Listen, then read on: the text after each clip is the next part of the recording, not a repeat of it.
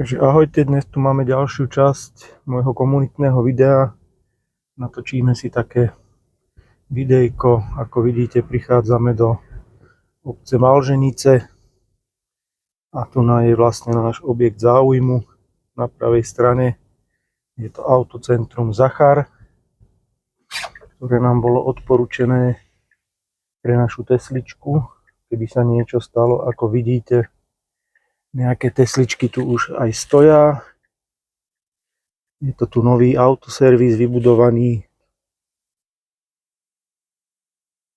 a ideme dnes sa objednať na geometriu, nakoľko naše auto je nové a ako zisťujeme, tak tá geometria je pri nových autách Tesly nie presná, takže ideme vyskúšať, nakedy nás dokážu objednať. Ešte taká maličkosť, bola nám odporúčená vlastne, autocentrum Zachar nám bol odporúčený aj poisťovňou, kde máme naše auto poistené, poisťovňa Unika, kde vlastne s ním spolupracujú pri opravách. Máme to blízko, nejakých 5 km, takže žiadny problém s dostupnosťou. A ako vidieť, asi tu odborníkov budú mať, nakoľko Tesly tu stoja, Tesly sa opravujú. Takže ideme dovnútra, ideme sa objednať. Zatiaľ čaute. Takže nachádzame sa pred vchodom. Máme tu aj od Uniky, že sú zmluvný servis, máme to potvrdené. Ideme sa pozrieť na záľubu pána majiteľa. Ako vidieť, pán majiteľ je jeden z tých šťastných, ktorému vlastne práca je aj koníčkom. Vlastne nás to pustilo dovnútra. Tu nádherné priestory. Tu vidíme. Pán majiteľ tu má parádne kúsky, ktoré sú takisto na predaj. Niektoré, ale je to tu parádne kúsky.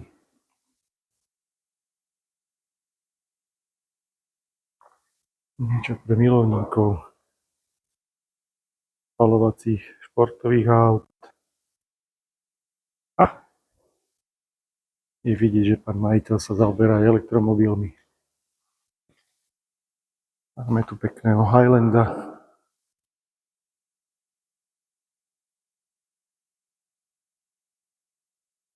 Takže ideme dovnútra. Mali tam ešte zákazníkov, tak sme sa zatiaľ prišli pozrieť sem. A ideme sa objednať na tú geometriu.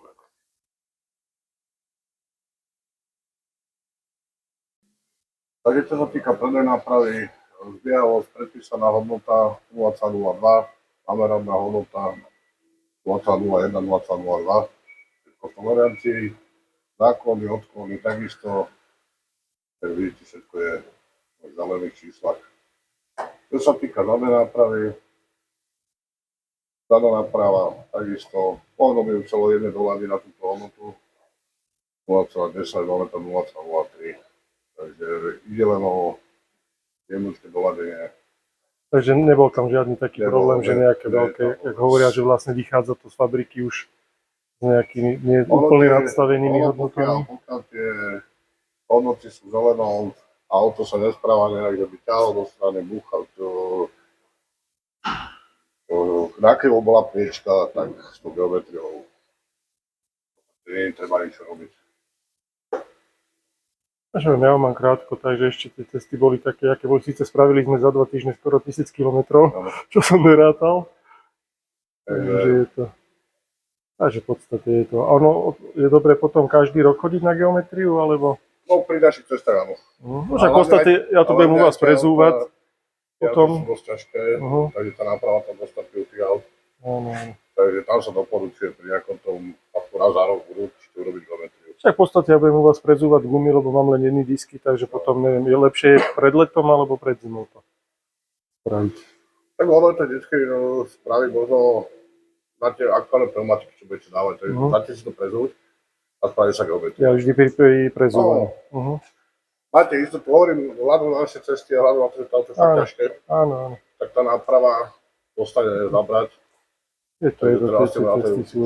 Nebudeme, jak budeme jazdiť, ja som rátal som, že budeme viacej, ale nie že až takto. A tak teraz sa beha kvôli vybavovaniu a takým veciam, takže uvidíme, jak sa to ustáli. Tak uvidíme, jak to vyjde potom. Takže autičko je po geometrii. Všetko bolo relatívne v poriadku, ako ste počuli od pána technika. Pozrieme si ho aj zo spodu, keď ho máme takto dvihnuté. Dá sa?